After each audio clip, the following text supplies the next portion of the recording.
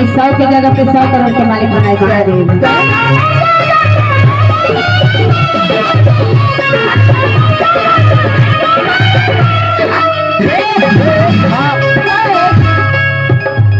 जिनका खाए खाते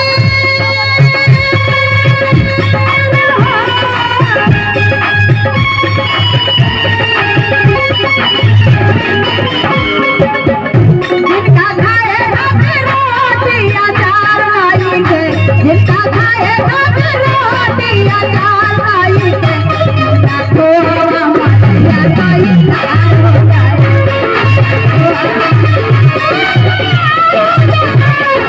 खोवा मटिया लाई लाल हो जाए।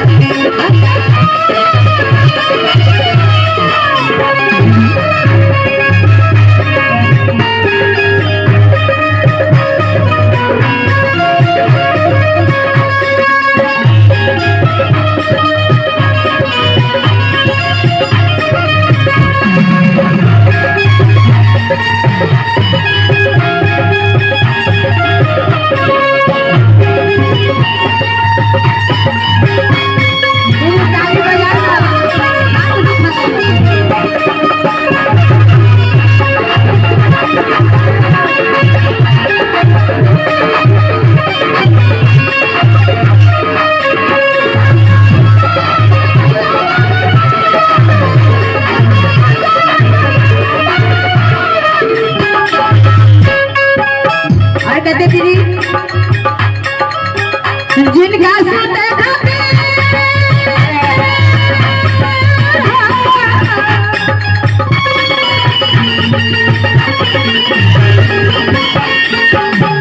जिनका सुते खाते टूटल चटैया नाई के, जिनका सुते खाते टूटल चटैया नाई के, जिनका टूटल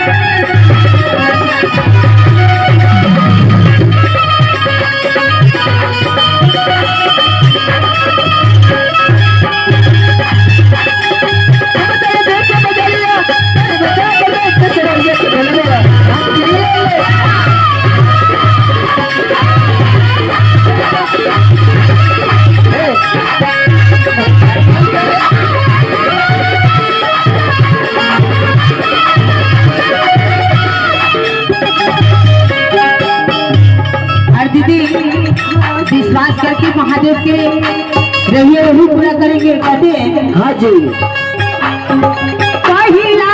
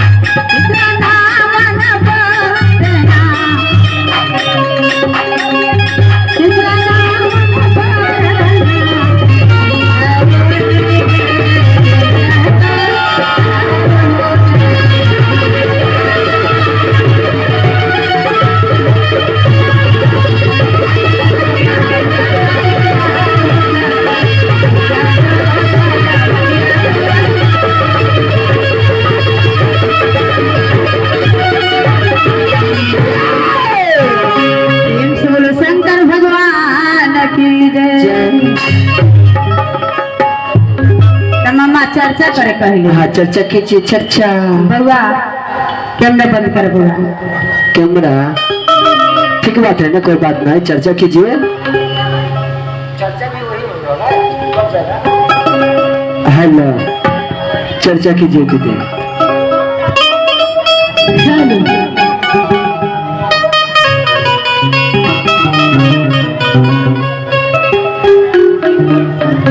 हमारे जैसे रामजनी भैया के विरुद्ध जैसे चर्चा हो रहा है। हाँ जी। तो जैसे हमारे जुलूम भैया के तरफ से हाँ जी। हजारों हजारों के पुरस्कार है। हाँ भैया के भरल भंडार महादेव भरले रहता थी, रोजी रोटी में महादेव हाँ जी। एक बरकत देले रहते थे, उस जगह जाके जय जय कार के लिए रहते थे। जय हर हर माँ। तो दीदी जैसे अखनी भैया के दूरा पर आसन लगल है, हाँ और जितना गुरु बहिना के हाँ जी। कान में आवाज गेले हाँ जी। से आदमी आके महादेव के दरबार में हाजिर दीदी जैसे हटिए। हाँ गुरु भैया के। हाँ भैया गुरु बहिना के गुरु भैया के। हाँ तो ऐसे बोलो। तो दीदी हाँ जैसे हाँ जी। लक्ष्मी जी चर्चा रखती ना, हाँ जी। तब वो अपना पार्वती जी से जाके कहलन हाँ से हे पार्वती जी हम अपना घर चर्चा रखली हाँ, हाँ रउआ चर्चा में अब आए। हाँ कहलन कि ठीक है रउआ जाओ हम चर्चा में आए। हाँ। तो उतने देर में हाँ। पार्वती जी तैयारी भेलन। उतने देर में पार्वती मैया के हुआ नैहर से फोन आ गई तो कहला थे कि न जाए। तो ना भैया तो उस शंकर भगवान तीन लोक के मालिक रहखी, तीनों के मालिक हथिन ऊपर तीनों के मालिक। हाँ सही बात। तब भैया जब हाँ आ गेला ना पार्वती जी चर्चा में आवे के लिए तैयार भेल रहन। हाँ बस वो की काम भैया कैलन, हाँ जी। पूछे छी शंकर भगवान पार्वती जी से हाँ कि हे पार्वती इतना बंठन के कहाँ जाए के लिए तैयारी भेली है। तो देखियो ना लक्ष्मी जी अपना घर चर्चा रख ले हथिन, अच्छा। वही हमरा बोला लेकिन हाँ उनके गंजान रेखा अगर यदि सुंदर पति रहत रह तरुआ एको मिनट छोड़ के न हटती रह। पार्वती जी के बोल बोलन लक्ष्मी जी भागवत करिया कुछ कुछ महादेव हतन, ओहो में भांग धतूर खाए वाला आ सांप बिच्छू लगे ऑटो नॉर्मल में दीदी बतावे।